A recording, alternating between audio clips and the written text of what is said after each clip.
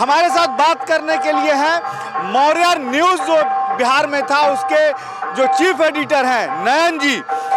नयन जी, कितना असर पड़ेगा चुनाव में? देखिए, एक असर तो मैं यहीं दिखा दे रहा हूँ। ये आप हम लोग कहाँ खड़े हैं? डाक बंगला चौराहे पे, लेकिन अभी डाक बंगला चौराहे पे नहीं खड़े हैं, श्री राम चौक पे खड़े हैं। ये देखिए, बिल्कुल इसका नाम बदल गया है, बिल्कुल श्री राम चौक हो चुका है। तो यही असर आप समझ सकते हैं कि राम भक्त जो है वो किस तरह से उत्साहित हैं कि डाक बंगला चौराहे को भी श्री राम चौक के नाम कर दिया। सरकार नहीं किया, लेकिन राम भक्तों ने इस चौराहे का नाम बदल दिया है। ये एक बहुत बड़ी खबर है। इस खबर को दिखाए जाने की जरूरत है कि ये अब डाक बंगला चौराहा नहीं, श्री राम चौक के रूप में जाना जाएगा और इसी तरह से धीरे धीरे फेमस किया जाएगा। डाक बंगला चौराहे श्री राम चौराहे के रूप में बनेगा। ये कहा जा रहा है कि निमंत्रण सबको भेजा है अभिनंदन समिति ने। हाँ, राज्यपाल का कंफर्म हो गया। हाँ। अभी हमने नितिन नवीन से पूछा कि क्या आ रहे हैं मुख्यमंत्री जी, तो कहा कि भाई दरबार सबका है, आ सकते हैं। हाँ। लेकिन विश्वास है कि आएंगे। हाँ। आपको क्या लगता है? देखिए, नीतीश कुमार आ भी सकते हैं अगर उनको निमंत्रण भेजा गया। देखिए, वो ऐसे पॉलिटिशियन हैं जो चित भी मेरी और पट भी मेरी, ये इसमें लगे। आपको देखिए हाल में जो घटना हुई, जिस तरह से देखिए भगवान के नाम में कितनी ताकत है, इस बात को थोड़ी सी समझने की ज़रूरत है। ऐसे ये हम लोग नहीं कह सकते, पत्रकार हैं तो इन सब बातों को रखना ठीक नहीं है। लेकिन आप एक उदाहरण से समझिए, प्रोफेसर चंद्रशेखर जी शिक्षा मंत्री थे। शिक्षा मंत्री रहते के पाठक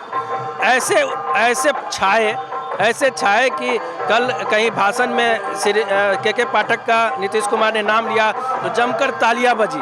हाँ, और हुआ क्या कि भाई इतने अच्छे अधिकारी को मैंने दिया तो तालियां बजी, और वो भी प्रसन्न हुए, बोले इतने अच्छे अधिकारी को दिया तभी तो आप इतना ताली बजा रहे हैं। तो समझिए वहाँ मंत्री का वैल्यू गॉन हो गया।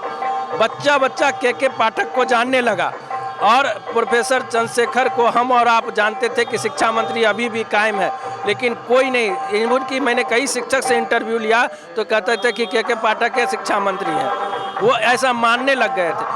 अब उनको हटा भी दिया नीतीश कुमार ने, और कब हटा? तो यही 20, 21, 29, 19 कहा जाता है कि लालू और तेजस्वी दौड़ के गए कि भैया नीतीश कुमार जो करना है वो कीजिए आप। और चंद्रशेखर को किस बात के लिए फेमस हुए? शिक्षा मंत्री के लिए फेमस नहीं हुए, रामचरितमानस पे उन्होंने टिप्पणी की, और फिर दोबारा जब ये छुट्टी पे गए के पाठक, तो फिर उनको लगा, तो फिर उन्होंने कुछ बोला। अब ये आप समझ सकते हैं नीतीश कुमार को कितनी चोट लगी। आप गांव की रिपोर्टिंग करते हैं 24-25, बस लास्ट टिप्पणी। नहीं, मैं तो एक सदा के गांव में गया था। सदा परिवार आप समझ सकते हैं, बिल्कुल दलित परिवार है, और वो भी रामविलास पासवान के एरिया में मैं गया था। दहमा खैरी खुटा एक पंचायत है, वहाँ एक छोटे से मोबाइल में, हम लोग तो एंड्रॉइड चलाते हैं, छोटे से मोबाइल में राम आएंगे तो अंगना सजाएंगे, वो भजन गा रहे थे और झूम रहे थे। जब हम यही कोट वोट पहन के उनके बगल में ईंटा लगा के बैठ गए, सोचे कि देखते हैं कि क्या ये लोग कर रहा है, तो वो लोग डर गए, बोले कि हुजूर हम थोड़ा सा पी लिए हैं, आप पुलिस तो नहीं हैं, हमको पकड़िएगा नहीं।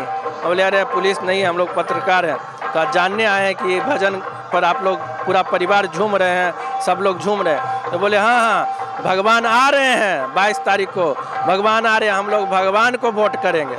हम कह रहे भगवान तो खड़े नहीं है चुनाव में, तो नहीं, भगवान मोदी जी भगवान को ला रहे हैं, तो इसलिए हम लोग भगवान। देखिए नितिन जी, नयन जी ने बहुत बड़ी बात की कि अब गांव में जब बिहार के जाते हैं, गांव की रिपोर्टिंग करते हैं, कि गांव के लोग अब कह रहे हैं कि भगवान आ रहे हैं और अब हम भगवान को वोट देंगे। नयन जी ने वहां कहा कि भाई भगवान तो लड़ेंगे नहीं, तो नहीं, भगवान को जो ला रहे हैं हम उनको लाएंगे। उनको कैसे समझाइएगा आप? बिल्कुल, उस सदा परिवार से अब आप कास्टिज्म की बात कर रहे हैं, उसको कैसे समझा लीजिएगा? कास्टिज्म फेल हो जाएगा राम के सामने। अब आप ये सब बोलेंगे हम लोग तो मोदी मीडिया, गोदी मीडिया वाली बात हो जाती है। मनोज जी समझिए बात, लेकिन हम आपको रिकॉर्डिंग दिखा सकते हैं। वो दिखाने की जरूरत नहीं पड़ेगी। लेकिन हमारे भी सर्वे में नयन जी ने तो खुल के ही बता दिया, सर्वे में आने लगा कि 2024-25 में भाजपा ही फिर से कहीं ना कहीं आ रही है। जो आंकड़े बता रहे हैं, ये हम नहीं कह रहे हैं, जो लोगों की राय आ रही है कि जो राम को लाए हैं हम उनको लाएंगे, ये नारा बिहार के गांव में भी गूंज रहा है।